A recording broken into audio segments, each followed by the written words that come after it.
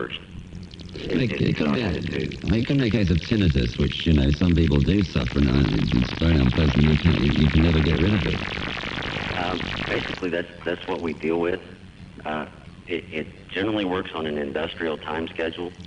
It comes on, it goes off. Generally, it's on during industrial work hours. And can you hear it now? I mean, it was Sunday evening with you now. Can you hear noise now? I can hear a background industrial noise now, yes. And say in the morning, Monday morning, it'll be worse, will it?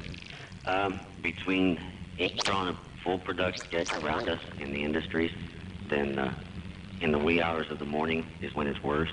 And then as the white light of the day comes up, it sort of muffles the portion we can hear, but the infrasound, the portion we can't hear, is always present. Well, I don't know what the answer is, really. As I say, the only thing to move, but that isn't practical. No.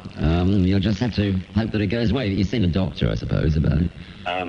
I have not personally been to a doctor. Oh, maybe that would. I'm a person who doesn't think highly of doctors. Oh. A lot of people have gone. Not everybody. She was just getting old to get used to it. Well, Billy, thank you for talking to us. I hope that you get better soon. Billy Callum's talking from Indiana. About 100 people suffering from this mystery noise.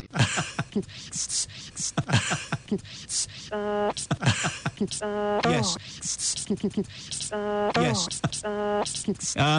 Yeah. Yeah. Yeah. Yes. Row my roses. Yes. Yes. Yes.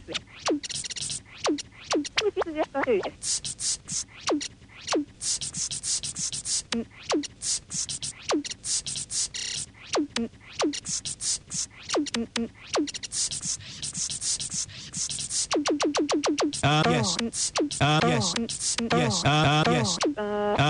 Yes. Yes. Yes.